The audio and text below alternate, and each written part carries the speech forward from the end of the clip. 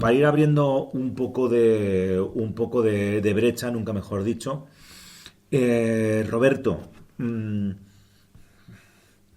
tú estás en casa, recibes una llamada o un email de alguien de los que por este libro debe aparecer y supongo que te proponen participar en una obra colectiva. Sí.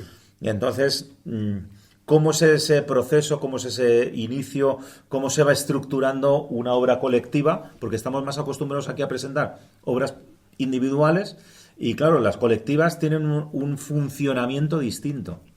Sí, buenas tardes. En primer lugar, a mí me llamó Daniel y me dijo, voy a coordinar un libro sobre las campañas de Marruecos. Yo ya había escrito otro. ¿Qué parte te gustaría hacer? Y me dijo, la de 1909-1921 es muy sencilla, ya hay alguien. ¿Te gustaría hacer el periodo que va entre Anual y Alhucemas? Y dije, pues hago Anual, ese periodo que va de 1921 a 1925. Y a partir de ahí, pues comencé a trabajar. Lo que más me interesaba era aportar algo nuevo. ¿Por qué? Porque se ha hablado mucho de las guerras de África. De hecho, el Servicio Histórico Militar hizo una obra modélica sobre las guerras de África que está publicada en 4 volúmenes, donde describía perfectamente todas las campañas, porque tenían todo el material para hacerlo. No me interesaba hacer eso, porque eso ya estaba hecho. Es decir, para hacer o para fusilar la obra de otro, no trabajo. A mí nunca me ha gustado fusilar las obras de los demás ni resumir lo que han hecho otros. Había que darle un toque novedoso, por lo menos lo han dado todos los autores, pero en concreto en mi parte. Entonces lo que hice fue empezar a estudiar bibliografía, de fuera de España. ¿Por qué? Porque hasta ese momento siempre hemos considerado la guerra de África como una guerra española. Los españoles tenemos mucha tendencia a considerar todo lo que nos ocurre como algo propio de España, como si España tuviera una dinámica histórica distinta de los demás. Y entonces, si hay una rebelión en Marruecos, hay una rebelión en Marruecos, y lo único que nos tiene que interesar es la rebelión en Marruecos y cómo afecta a España. Y sería una rebelión exclusivamente española. Pues no.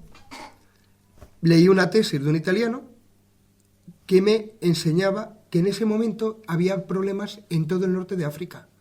Había problemas en Egipto, había problemas en Túnez, había problemas en Argelia, había problemas en Siria, donde en 1925 se produce la gran revuelta siria contra el colonialismo francés. Y lo más interesante de todo ello es que todos los rebeldes estaban conectados entre sí.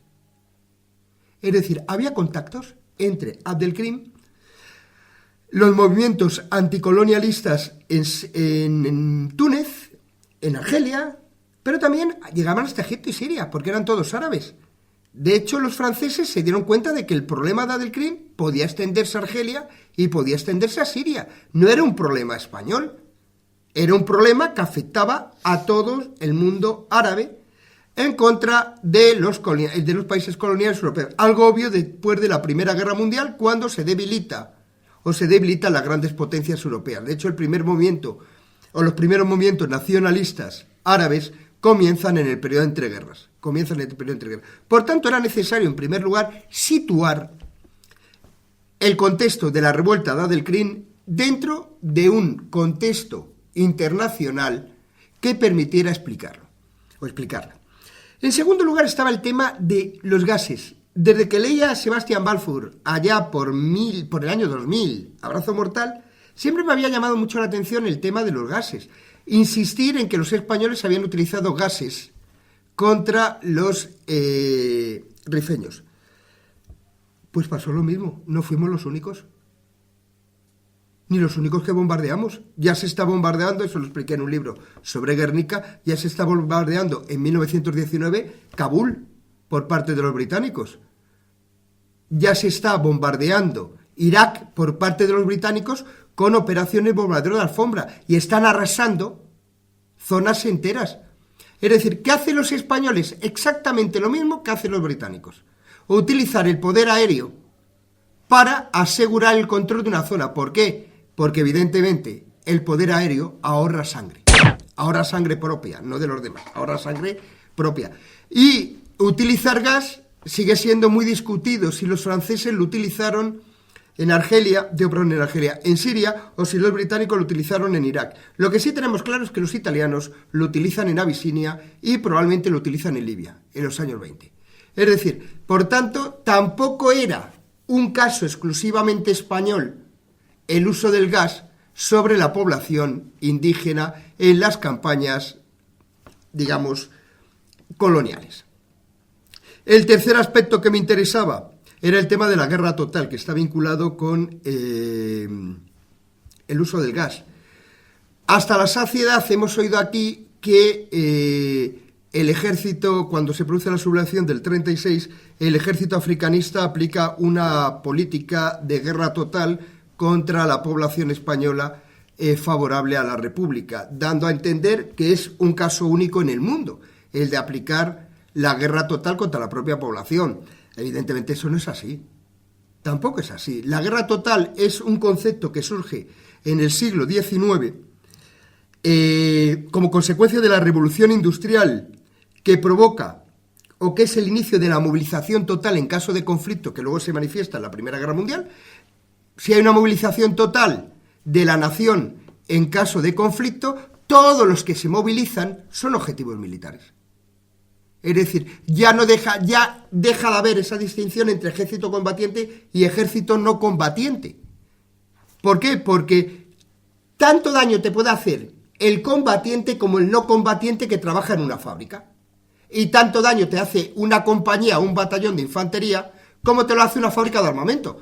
Entonces, igual que destruyes igual que destruyes el batallón de infantería, destruye la fábrica de armamento.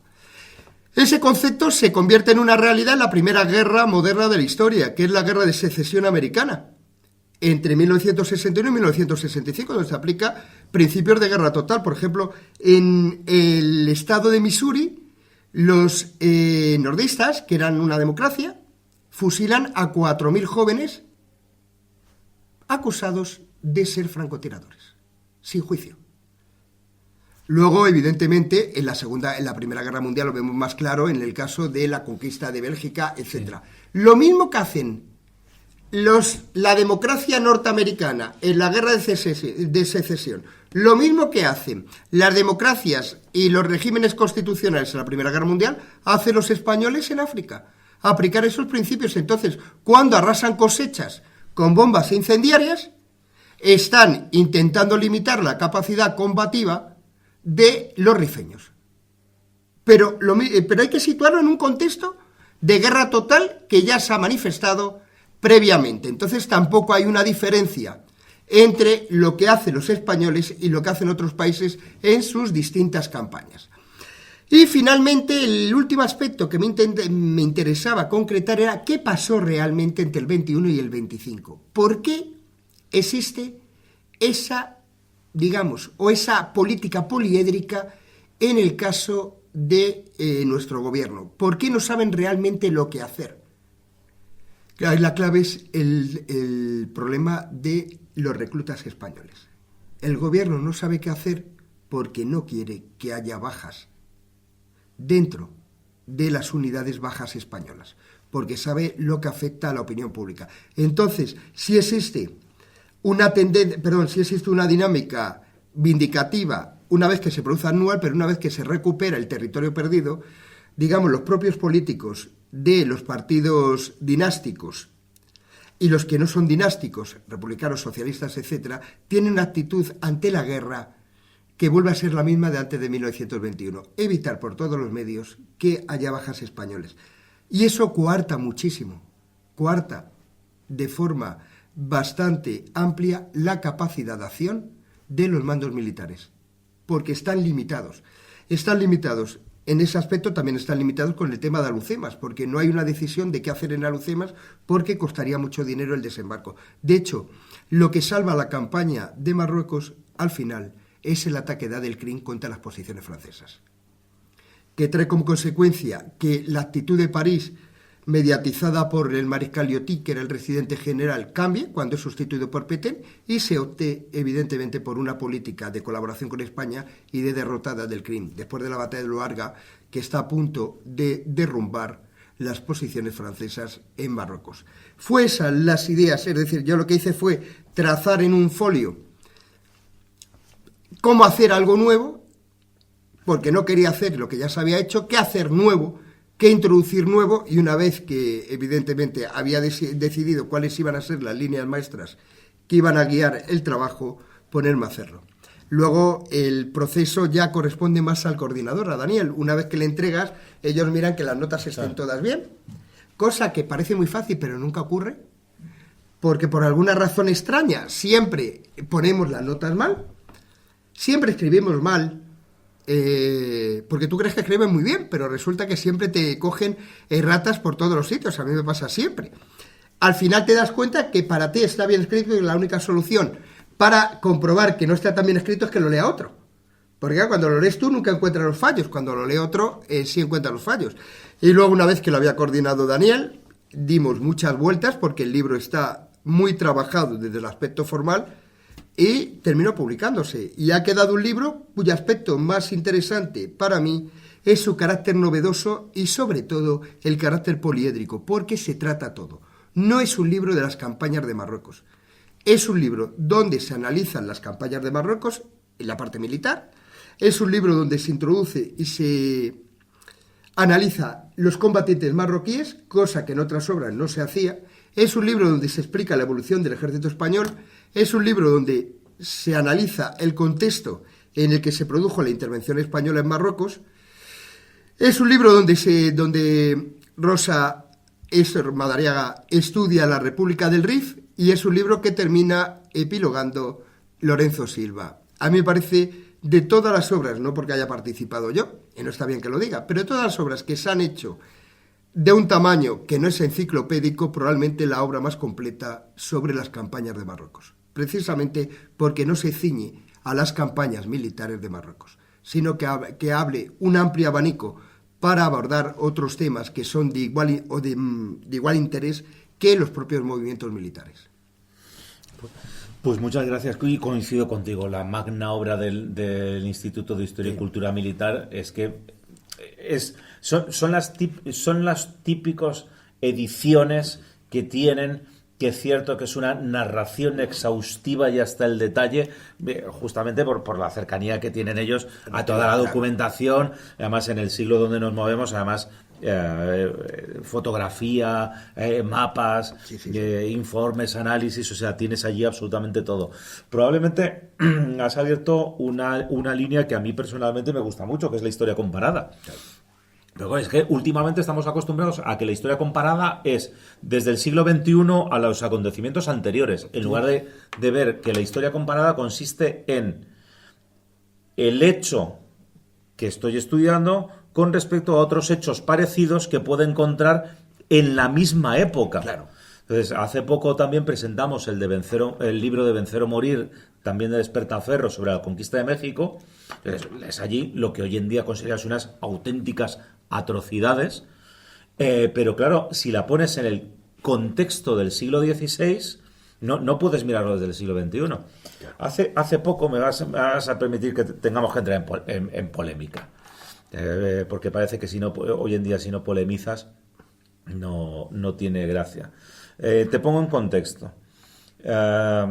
Parece ser que el Ayuntamiento de Madrid va a levantar un monumento en la Plaza de Oriente a la Legión Española.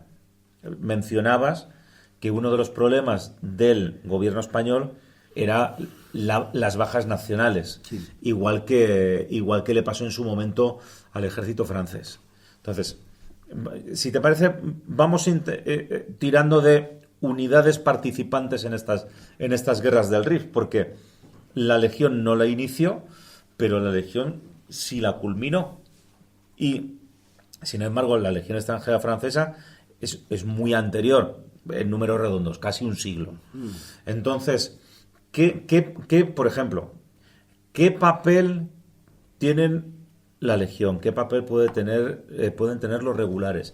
¿Qué similitudes tienen con ejércitos coloniales porque los españoles siguen mucho, los militares españoles de la época siguen mucho la doctrina francesa, que para eso ganan una guerra mundial. Sí. Para eso ganan una guerra mundial.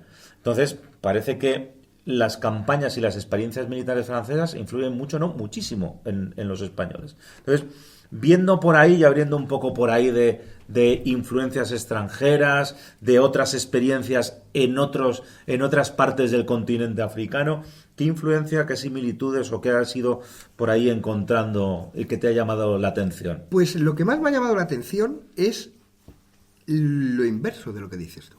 Pues, bueno, en lo cual tengo que leerme el libro. Es precisamente que cuando Petén llega a África, intenta aplicar las mismas tácticas que había aprendido, no, porque él le había enseñado en la Escuela de Guerra Francesa, las mismas prácticas que había utilizado en la Primera Guerra Mundial.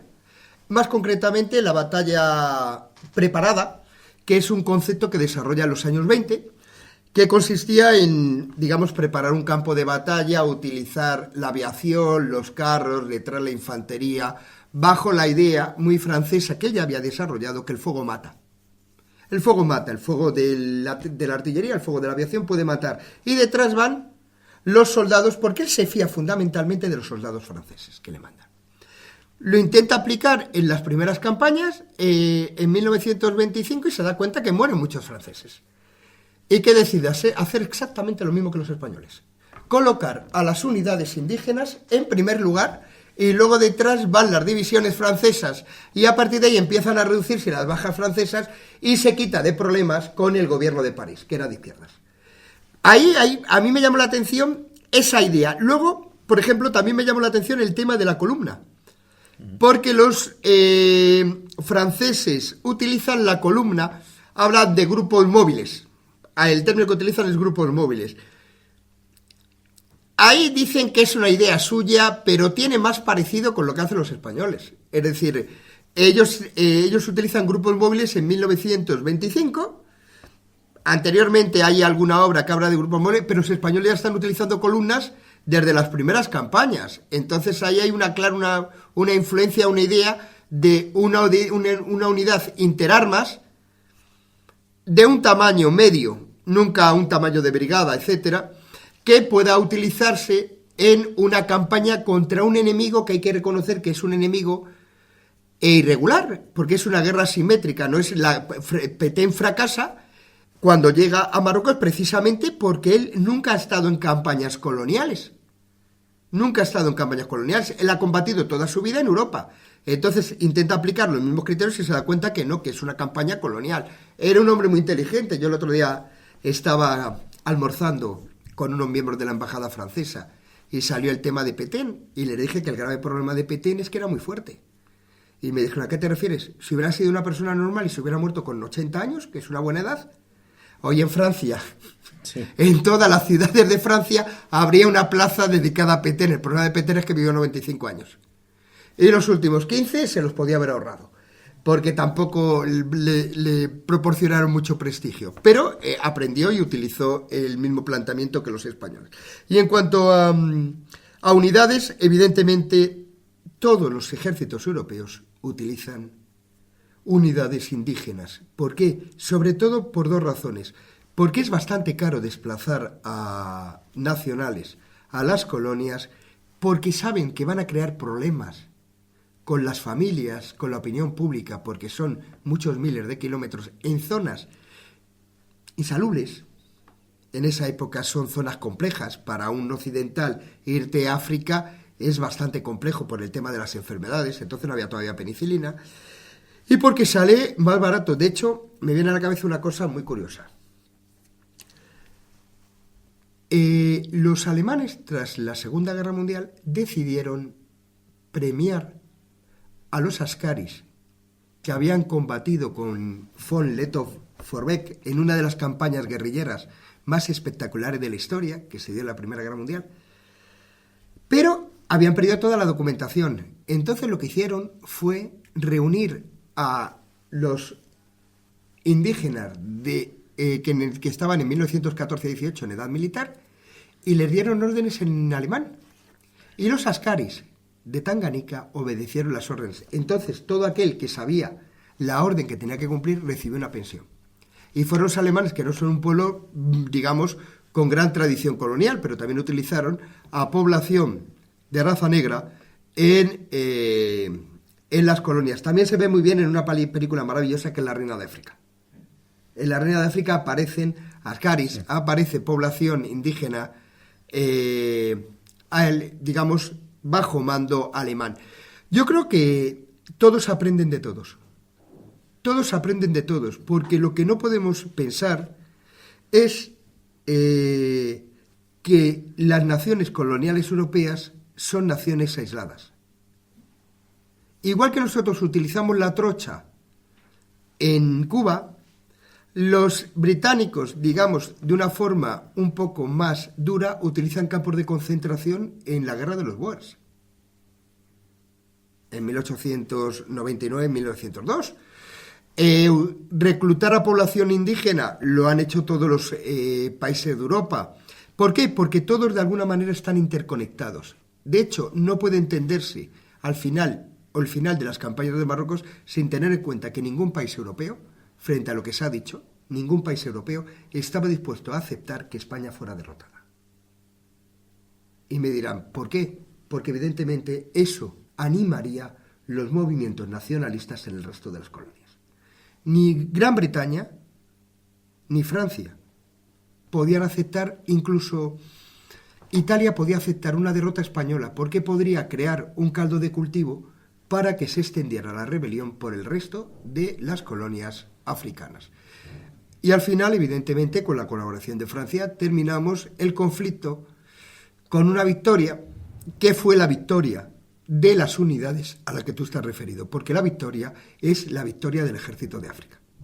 Es decir, quien ganó la guerra fue el ejército de África, es decir, regulares y legionarios fundamentalmente. Bueno, luego el resto de unidades indígenas que tenían menos importancia, pero regulares y legionarios, por la sencilla razón de que eran los únicos que actuaban como tropas de choque, ya que la población española no aceptaba que los reclutas pudieran utilizarse en esas labores, que sí se utilizaban en algunos casos, pero al final quien gana la guerra es la legión y los regulares. Y evidentemente, como una unidad legendaria que venció una guerra, no tiene por qué no tener un monumento. Yo no entendería por qué la legión no tiene por qué tener un monumento. Si se le puede hacer un monumento, se lo han merecido porque ganaron la guerra. No hay más explicación. Y luego, si no ha sido porque ganaron la guerra, que también, por todas las misiones de paz en las que han participado desde los años 90, que también hay que agradecérselo y rendirle homenaje. La Legión ha estado en todas las misiones, o en la mayoría de las misiones de paz, en las que ha participado el ejército español desde los años 90. Y por eso también se merecen el monumento. Sí, ese reconocimiento yo creo que sí es justo y es necesario. Has hecho varios comentarios que he ido yo aquí anotando, pero sí has comentado varias cosas que yo decía que había ido anotando. Y había ido anotando porque desde que Despertaferro va publicando libros, he podido reseñar varios de ellos. Sí. Antes de tener Tercios Viejos, a través de la asociación El Gran Capitán, que tiene un portal, pues establecimos una colaboración por la cual pasaban a reseñar varios libros, y luego lógicamente teniendo la tienda pues varias presentaciones, y entonces según ibas reflexionando me iba yo acordando de uno de los autores, que es Julio Albi. Recuerdo que la primera vez que me llamó la atención fue el libro que tiene sobre la guerra de Marruecos de 1860, de que claro, el ejército marroquí no es el europeo de formar en línea, sino claro, que es el de es más irregular, claro. Decía Agustín Rodríguez. Y es que a lo mejor, comentando con él sobre guerra e independencia, sí, decía, es que a lo mejor tenemos una idea equivocada también un poco de lo que son las guerrillas. Porque tal vez no es la guerrilla ese del bandolero a ver, todos nos hemos criado con Curro Jiménez, que le vamos a hacer. Era una serie muy entretenida, de un rigor histórico pésimo, pero divertidísima, sí, igual que Gladiator en versión romana. Entonces, esa guerra irregular, yo recuerdo, leyendo el libro de Albi, decir, oye, pues es cierto. Y me llevó a la reflexión de Agustín, de decir, es que a lo mejor nuestra idea esa del guerrillero no es tanto como el irregular, el que no tiene una formación. Y entonces creo que apuntabas muy bien esa idea de Petén de llegar a Marruecos, de aplicar tácticas y doctrinas europeas contra un ejército de línea, y te encuentras que verdaderamente lo que hay en Marruecos es una cosa totalmente distinta. Entonces no sé qué opinión te merece o qué reflexión. Sí, la reflexión es que evidentemente la profesión militar es muy complicada. ¿Por qué? Porque depende mucho del tipo de formación que hayas tenido. Lo que pasaba en Francia y lo que pasa en España inicialmente es que estamos hablando de oficiales que se han formado sobre el papel para combatir a un ejército europeo. A un ejército europeo. Y cuando llegan a África, ¿qué ocurre? Que no combaten un ejército europeo. Y eso lo cuenta muy bien Godez en las etapas de la pacificación. Como no combaten un ejército europeo, intentan inventarse una doctrina de guerra. Como los marroquíes, digamos, son dispersos, o el ejército marroquí es disperso, nosotros los dispersamos y crean los bloqueos que también siguen los franceses. Con lo cual es un desastre absoluto. ¿Por qué? Porque dispersan las tropas en bloqueos, que es lo mismo que hace en el avance Fernández Silvestre, y al final lo que hacen los marroquíes es atacar bloqueo por bloqueo y te van derrotando y destruyendo el ejército. Solo cuando asumen que la irregularidad se tiene que combatir manteniendo lo que son los principios de la guerra que ya estableció hace mucho tiempo Napoleón, pero aplicándolos de forma más flexible, con maniobras, utilizando la aviación, etcétera, es cuando terminan derrotando. Y es lo mismo que hacen los franceses. Los franceses también distribuyen todo el ejército por bloqueos. Cuando viene la ofensiva de Luarga, les destruyen la línea. Lo que pasa es que tienen los grupos móviles y logran mantenerlo, pero logran mantenerlo con mucho esfuerzo. Pétain llega con la idea de que vamos a aplicar la doctrina europea para derrotar a los marroquíes, a los rifeños. ¿Qué ocurre? Que la aplica y le sale mal. Y vuelve a unos principios más flexibles. Porque en ningún momento rompe lo que son los principios de la guerra. La unidad de fuerzas, la unidad de mando, etcétera, sino que lo aplican con una flexibilidad que les permite la victoria. Y es muy interesante cómo va evolucionando la mentalidad de los militares europeos en el conflicto con los marroquíes. Tanto en el caso de Francia, que es más rápida porque, digamos, la ofensiva se produce en el 25, como en el caso de España. Van cambiando las ideas. Y luego, evidentemente, eso que aprenden sí que lo aplican en la Guerra Civil Española. Otra idea que has lanzado y que me ha hecho recordar también el vencer o morir de Despertaferro, que es, lo decía Henry Kamen, él lo decía de una manera un poco distinta, que no me gustó mucho la idea, aunque entendía lo que en el fondo quería decir. Los españoles conquistaron poco en América. Es decir, es cierto que las tropas españolas eran muy minoritarias con respecto a un montón de tropas indígenas. Y leyendo El vencer y morir te das cuenta que efectivamente la cantidad ingente son indígenas. Entonces, de alguna manera, te lanzaba al principio de somos los españoles que comemos a los franceses por lo de las tropas indígenas. Cuando leí Vencer o morir, me llevó a la reflexión, digo, pues yo no sé si van a ser los ejércitos europeos los que de alguna manera copiaron lo de las tropas indígenas cuando los españoles llegaron a América, que luego tienes, son los blandengues en Sudamérica, se llaman así, son tropas irregulares, pero básicamente de indígenas con oficiales europeos, lo mismo lo que conocemos como dragones de curas en el norte. Y tal vez el único ejército que sí utilizó estos askaris sería Von Letov con esta concepción de irregular, es decir, de una flexibilidad enorme, sí. pero en esa flexibilidad y teniendo además también unidades y tropas alemanas. Sí. Entonces, yo no sé quién allí... ¿Quién bebe de quién? ¿Es primero el huevo o la gallina? Empezaron los españoles, los franceses, todos aprenden, todos van aprendiendo claro, de todos. Y en cuanto a Kamen, lo mismo se le puede aplicar en la India. Claro. Claro, porque tampoco hubo muchos ingleses en la India. Es decir, Estamos hablando justamente de que... Despertaferro trata el motín de la India en uno de los monográficos ahora de junio. Llegó a haber 200.000 ingleses en la India con una población de 300 millones. No es que hubiera muchísimos ingleses en la India para mantener eso. Y la mayor parte de los soldados eran sikh, eran indios, hindúes, etcétera, etcétera, etcétera. En la mayoría de los países y hablamos también de tiradores senegaleses, es decir, que los franceses utilizan muchas tropas de color en África y las utilizan en Europa, porque también combaten en la Segunda Guerra Mundial. Todos se copian. De hecho, es muy curioso una cosa, que precisamente en un artículo que hice de Despertaferro a propósito de Dunkerque, y se refería a que durante la Segunda Guerra Mundial, cuando los alemanes cogían un oficial de color francés, lo fusilaban inmediatamente. Porque entendían que un hombre de color no puede ser oficial de un ejército. Lo fusilaban inmediatamente. En la ofensiva de Francia del 40, todo oficial que cogieron de color o suboficial era fusilado inmediatamente. Por esa concepción que tenían del ejército, que no podía haber, digamos, mandos de color.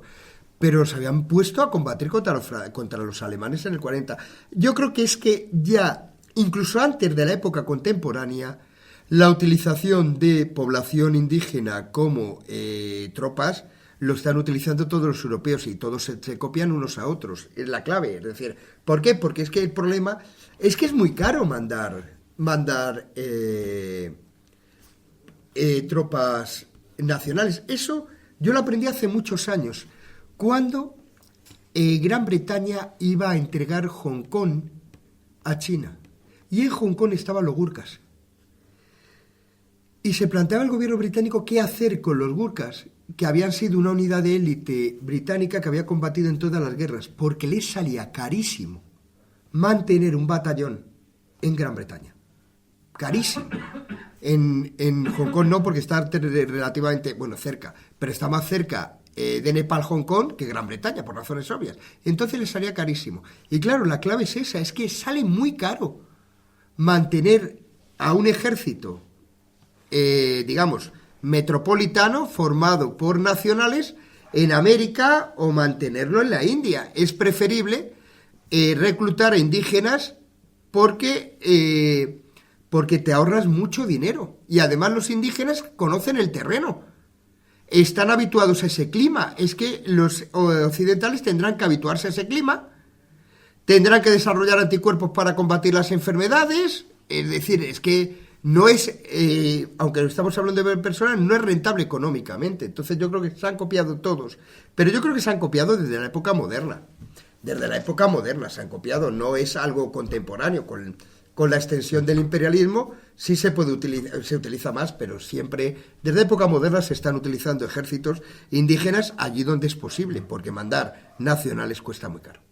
Sí, porque siguiendo también con ediciones de Despertaferro, hay uno de los libros que, no siendo muy voluminoso, es de este tamaño más o menos, es Camino a la Victoria, es cuando tratan todo el frente del Mediterráneo en la Segunda Guerra Mundial. Es un libro que me llevó 4 meses de lectura. 4 meses de lectura porque fui parando sistemáticamente en todos y cada uno de los nombres, batallas y acontecimientos para, a su vez, ir poquito a poco aprendiendo más, porque es un tema que me interesa mucho.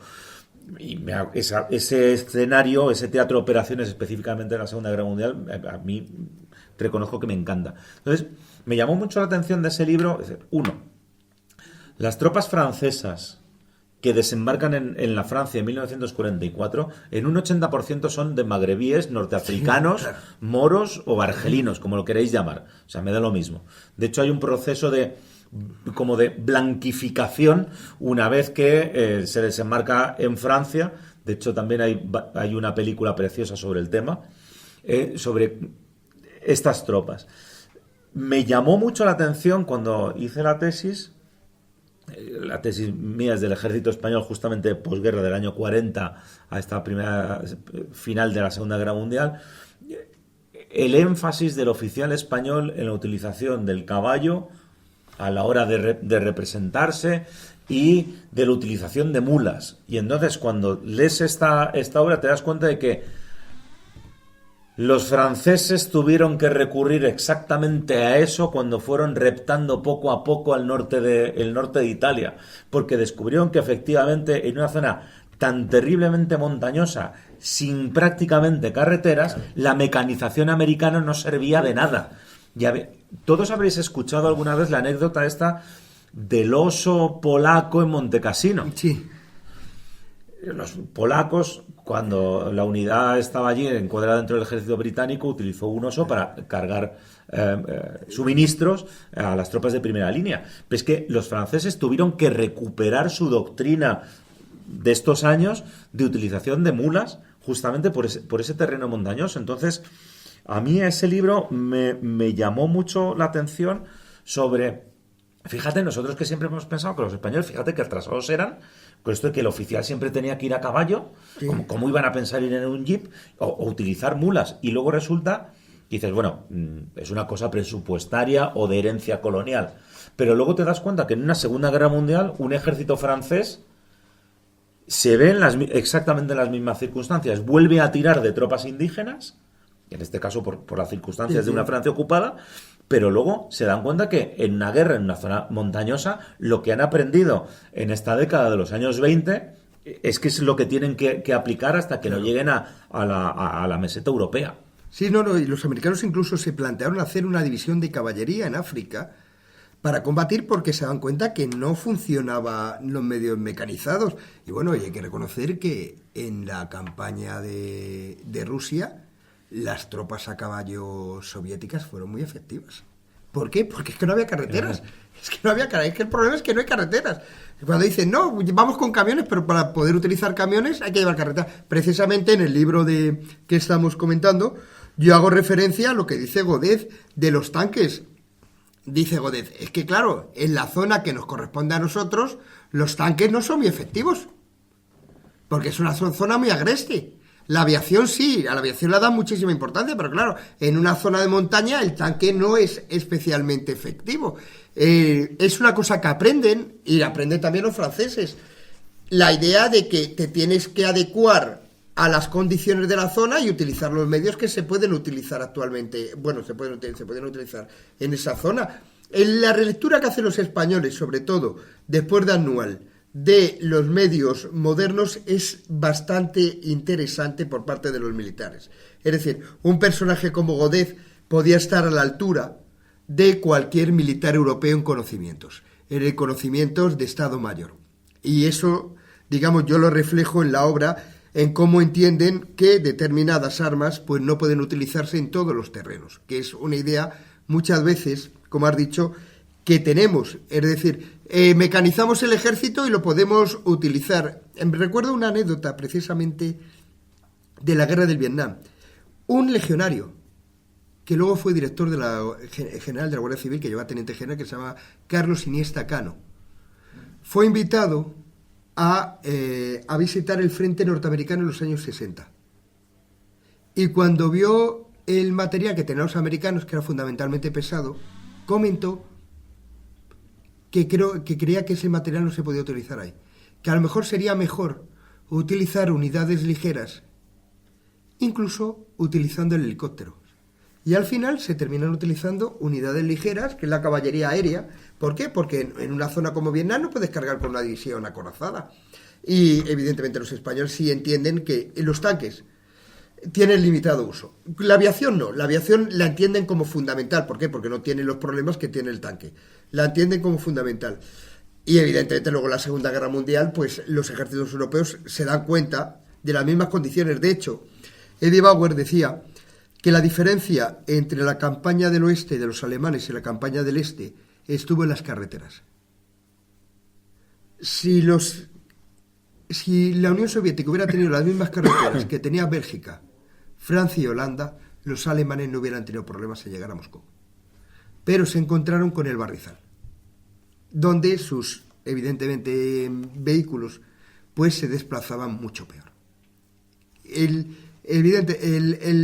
campo de batalla, el terreno siempre ha sido determinante en el conflicto. Y como has dicho muy bien, en la Segunda Guerra Mundial, como en Marruecos, tuvieron que adaptarse a ese campo, a ese terreno en el que combatían. Fundamentalmente franceses y británicos. Luego hay algo español, pero fundamentalmente franceses y británicos, los que dotan de aviones. Y luego se crea una fábrica de gas en España. No, digo, la que oponían los africanos Ah. a las tropas europeas. No, los africanos se oponían, digamos, lo que cogen a los españoles en anual, es decir, digamos, botín de guerra, y lo que pueden conseguir mediante contrabando. Porque ninguna nación, digamos, que los abastece. No les abastecen, porque no están reconocidos y porque hubieran creado un conflicto diplomático. Entonces, digamos que hay mercaderes, los llamados mercaderes de la muerte, que abastecen a los rifeños, y luego está todo el botín de guerra que cogen a los españoles y también a los franceses.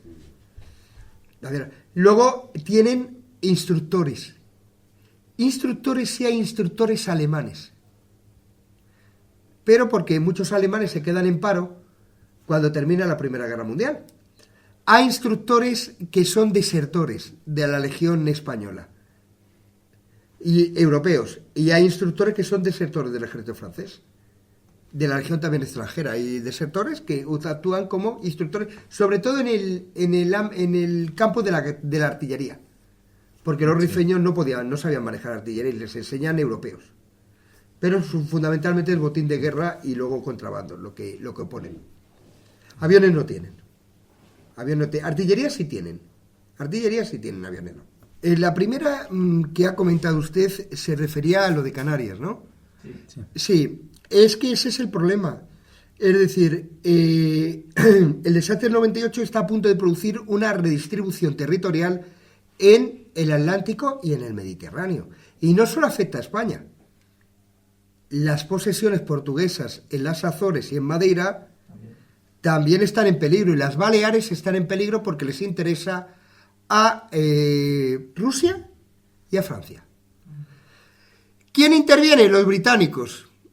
¿Qué prefieren? Que la cosa quede como está, a tener a los alemanes en Canarias, a los americanos en Canarias, a los rusos y franceses en las Baleares, y a lo mejor a los americanos en las Azores y en Madeira. Mejor que quede aquí, así la cosa, porque todas las cosas, Portugal tenía un tratado de garantías con Gran Bretaña que la protegía. De hecho, en el año 98, es una cosa bastante desconocida, los británicos nos ofrecen un tratado de garantía por el cual se comprometen a defender nuestra integridad territorial a cambio de que entremos en su esfera de influencia. Y de forma muy elegante, el gobierno y la regente María Cristina dicen no, pero sin molestar a los ingleses, porque eso hubiera supuesto una cesión de soberanía. Luego es cuando intentamos recuperar prestigio internacional, firmando el tratado de 1902 con Francia, pero el problema sigue siendo Canarias y las Baleares, que Francia no nos las puede asegurar. En 1904 se produce la entente cordial entre Francia y Gran Bretaña, que abre ya el camino definitivamente a la presencia española en Marruecos. Y sobre todo el acuerdo más importante se produce en 1907, que son los acuerdos de Cartagena, donde Gran Bretaña y Francia le dicen a Alfonso XIII que no tiene que temer por la integridad territorial de España, porque no van a permitir esos dos países que sufran ningún menoscabo en Baleares ni en Canarias. De ahí que Alfonso XIII, durante la Primera Guerra Mundial, fuera proaliado. Lo que no entendía una parte de la población española, que era proalemana. Si hubiéramos sido proalemanes y hubiéramos entrado en la guerra con los alemanes, como pensaba alguno, evidentemente habían durado las Canarias y las Baleares nada, porque no teníamos flota para defenderla. La segunda pregunta iba sobre los bloqueos, ¿no? Sí. ¿Cómo está activamente? Claro, es que es un problema de geografía. El agua está en una posición baja, el bloqueo tiene que estar en una posición alta, para que sea de fácil defensa. Entonces siempre optan por la defensa frente a la aguada. ¿Qué ocurre? Que cada aguada son 2 muertos. Tienen que bajar a por agua, los esperan los llamados pacos, que son los francotiradores, y los matan.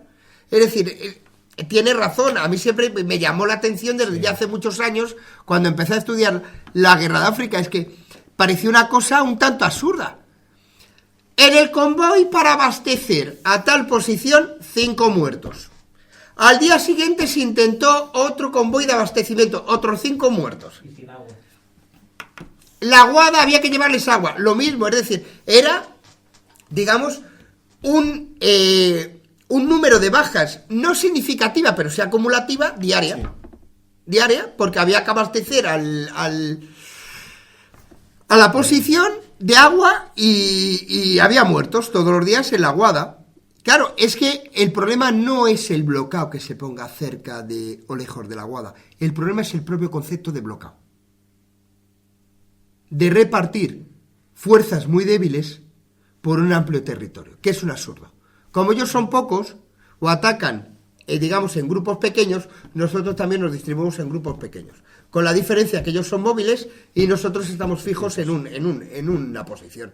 Con lo cual pueden atacar a esta posición, luego a esta otra, y encima ninguna de esas posiciones puede apoyarse entre sí. En lo que se refiere a la huida a Montarruit, es que claro, ahí el problema no es la huida a Montarruit. El problema es que han avanzado mucho y de repente se encuentran cercados y cunde el pánico. Ese es el problema. La huida de Ygriven es que ha cundido el pánico. Es que ese es el problema. Es decir, no saben dónde van. Dicen, lo más cercano que tenemos es Montarruit. Se lanzan, digamos, en esa marcha de la muerte, que no es más de la muerte por la actuación del regimiento Alcántara, pero es un absurdo, ya es que es una huida, es un sálvese quien pueda. De hecho, nadie sabe lo que pasa con Fernández Silvestre esa noche. Si muere, se suicida, le matan, desaparece, simplemente huyen a la primera posición que tiene, a Montarruit. Es que no podían huir a otro sitio. Tenía que irse a la primera posición. A Melilla no llegaban, porque iban andando, a Melilla no llegaban. Entonces, claro, ahí digamos que es un fracaso fundamentalmente del mando, como dice Mola, pero es un fracaso fundamentalmente de Fernández Silvestre por avanzar y de Berenguer por permitirlo. De Berenguer por permitirlo y de Fernández Silvestre por avanzar. Tal vez el error empieza en el gobierno por nombrar a un general más moderno al frente de la alta comisaría, cuando Silvestre era más antiguo. Y ya sabemos que en el ejército la antigüedad hace un grado. Ya empieza el error por ahí, pero todo es un auténtico desastre. De hecho, nadie defiende la actuación de Fernández Silvestre. Nadie la defiende porque es indefendible lo que hace. Y en cuanto a la corrupción, pues era bastante notable en África, pero por los soldados y por los oficiales. Existe, digamos, la sensación fundamental de por qué hay esa corrupción, especialmente en los soldados, es porque probablemente no tienen ningún interés por esa campaña, porque no es una campaña que entiendan como nacional, no están defendiendo nada. Los soldados de reemplazo que van allí no defienden nada. En esas circunstancias, pues bueno, digamos que trapichean con el enemigo, no todos, evidentemente, algunos trapichean con el enemigo, porque realmente no tienen muy claro qué hacen ahí. Y ese es un problema. Luego, cuando las tropas son sustituidas por profesionales que evidentemente sí saben lo que están haciendo ahí porque están combatiendo por un sueldo, pues la situación cambia. Faltaba lo de Primo de Rivera. Es que Primo de Rivera no quería estar en África. Es que era un abandonista. Pertenecía a ese grupo amplio de españoles del ejército y de la clase política que no entendían qué hacíamos en África. Pero es que tenemos una idea equivocada del ejército. Yo en este libro, transcribo un informe que mandó Fanjul a Maura, que me parece que es inédito, que encontré en el archivo de Maura, donde Fanjul no pone nada bien al ejército, siendo militar, Dice que todo lo que se ha hecho en África es un desastre. Empezando por la actitud de los oficiales, que es un desastre. No entra en temas de corrupción, pero dice que la mayoría están en Melilla, en las casas de juego y con muy poco interés por la campaña. Entonces, digamos que Primo de Rivera, que había estado allí en el 93, en la llamada Guerra de Margallo, entendía que la Guerra de África era un auténtico desastre. Pero un auténtico desastre, que estaba consumiendo muchísimas energías y muchísimo capital del presupuesto que podía utilizarse en la modernización de España. Él pensaba que con asegurar el eje Melilla, Ceuta, Tetuán, Larache y asegurar la línea férrea era suficiente para mantener los compromisos de España. Y que el resto, pues nada, se encargara el Macén y el Sultán de controlarlo. Nosotros la zona costera y asegurar los compromisos internacionales de España, porque él sí daba mucha importancia a esos compromisos porque se habían firmado. Y no podíamos darle la imagen de Estado gamberro que no cumple lo que firma. Pero nada más, no tenían mayor intención. De hecho, digamos, hay un fuerte conflicto cuando él diseña la campaña de repliegue, que se hace en la zona occidental y Sanjurjo fuerza que no se haga en la zona oriental. Está el célebre incidente de la comida en Bentif, etcétera, etcétera. Es decir, ahí había un conflicto, pero es que Primo de Rivera siempre, como senador, yo lo cito en el libro, lo que habían sido sus comentarios en el Senado, siempre así había sido partidario de abandonar Marruecos y limitar la presencia española a la zona de costa. Luego, cuando se produce el ataque francés, se le ofrece la oportunidad de resolver el problema y lo resuelve. Y lo dirige él, porque al final es él el que actúa como alto comisario y dirige la campaña, pero inicialmente no tenía ningún interés por Marruecos. Era de esos españoles. Cambó también entendía que era mucho dinero, también lo cito en el libro. A mí me interesó como fuente, que me parece muy interesante, son los diarios de sesiones de las Cortes.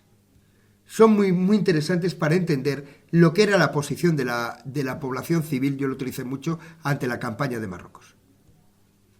Que nada tenía que ver con la posición de la mayor parte de los militares africanistas. Otros militares que no eran africanistas estaban más cerca de la posición de la clase política y de amplios sectores de la sociedad civil que de sus compañeros de África. Sí, teníamos ahí en un periodo además con las juntas de defensa Claro. que fue también determinante. Permíteme una reflexión, y salvando muchísimo las diferencias, Sí. por supuesto, pero según preguntabas y respondías, me ha venido a la mente Afganistán y Unión Soviética. ¿Por qué? Posición elevada, suministro, claro, no es bajar a hacer una aguada, Claro. es llevar un helicóptero y un derribo. Claro. Un derribo de un helicóptero. ¿Qué hacen un montón de posiciones allí arriba colocadas? Es como bien decías, es un goteo continuo Claro. de bajas y no es ninguna derrota definitiva del ejército soviético. Es un gasto enorme. Es un gasto que para una Unión Soviética que está agonizante en los años Sí. 80, ¿qué beneficio verdaderamente saca la nación, el Estado entonces soviético ruso, sería el español de los años 20? ¿Qué beneficio verdaderamente sacas? Y la misma corrupción, eran las propias tropas soviéticas las que tenían un contrabando y un mercadeo con los propios talibanes a la hora de estar allí, y la última ya que has dicho, la de y bajarse directamente a las casas de placer y los resorts en lugar de estar allí en las montañas. O sea, lógicamente con todas las enormes diferencias que hay de todo, pero sí me recordaba un poco esa colocación. Y luego me gustaría hacerte una última pregunta, casi ya un poco de despedida, que sería la siguiente. También citando lo que decías de la creación de unidades de caballería en la Segunda Guerra Mundial y que tenemos una idea también de un ejército alemán mecanizado, Sí. y era básicamente más hipomóvil que mecanizado, y tenían no una división de caballería, tenían un cuerpo de ejército de caballería. Y además lo utilizaron mucho, no muchísimo, en dos frentes fundamentalmente, en la Unión Soviética y en los Balcanes, Claro. que vuelve a repetir esta escena de zona muy montañosa con muy poca capacidad, entonces, y que hacen 2-3 divisiones de caballería desplegadas en lo que entonces conocíamos como Yugoslavia. Has hablado de la figura de Goded, corrígeme si porque aquí ya hablo muy de memoria. Goded es uno de los grandes teóricos de los años 30 en España. Es miembro del gabinete restringido de Azaña cuando llega en el año 31 como ministro, entonces se llama todavía, de la guerra, y diseña un nuevo ejército distinto. Un ejército distinto en la península, Sí. y un verdadero ejército colonial para el protectorado. Sí, sí, sí. ¿Sí? Entonces, siguiendo eso, y luego cuando hablabas de la guerra de columnas, que Petén Sí, sí. toma la guerra de columnas española, la guerra civil española se habla, la primera fase es La guerra de columnas. guerra de columnas. Sí. Entonces, la pregunta y la reflexión va por lo siguiente. Pienso, la guerra civil española siempre ha tenido un gravísimo problema, que es que inmediatamente después estalló la Segunda Guerra Mundial y hemos comparado una guerra sobre algo que se produjo después y que nadie que hizo esa guerra podía saber que luego iba a pasar. Sin embargo, no sé si estarás de acuerdo con esta reflexión. La guerra civil tiene mucho más, ni siquiera de la Primera Guerra Mundial, mucha más influencia de estas campañas en Marruecos, en el protectorado, y en su aplicación, y luego lo mismo, en una reordenación y un aprendizaje Sí, sí, claro. y unas brigadas mixtas que tienen su más o menos inspiración en lo que pasa en Marruecos. Sí. Sí. Es así, es decir, es muy llamativo ahí la figura de Godez, pero también de Mola. Mola no era un teórico como Godez, pero era un hombre de gran sentido común, y entonces en el pasado Hazaña y el porvenir habla de que en España no podemos tener divisiones de 16.000 hombres o más, por la sencilla razón de que ningún militar español está acostumbrado a mover a esa cantidad de hombres, porque nos hemos acostumbrado en África a mover columnas, y él hablaba como general de brigada, a mover columnas. Entonces, digamos que los militares que diseñan la sublevación del 36 son todos de tradición africanista. Es decir, eso lo expliqué yo en un libro que está publicado en la Espasa, que se llama Las conspiraciones del 36. La conspiración del 36, digamos, está encabezada por 5 militares, que son Sanjurjo, como jefe, Godez, Mola, Cabanellas y Queipo de Llano. Esos son los 5 que diseñan. Y me dirán, ¿y por qué? Porque lo pone en los papeles de Falconde, que son papeles contemporáneos de los hechos.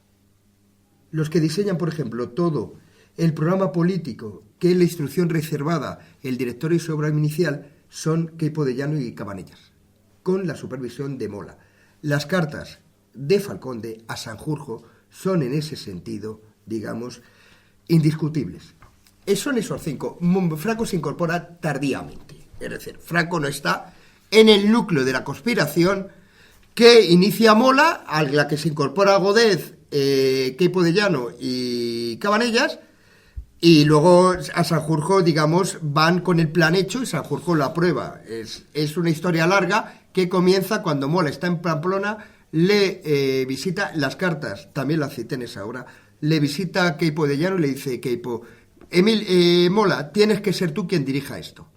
Yo te pongo en contacto con Cabanellas y a partir de ahí tenemos que ponerlo esto en marcha. Y es cuando Mola manda a Hipólito Jiménez Coronado a decir a Godez, que era el hombre fuerte de todo el núcleo conspirador del ejército, que qué le parece su plan. Y dice Godez: adelante. Y a partir de ahí ya se teje todo.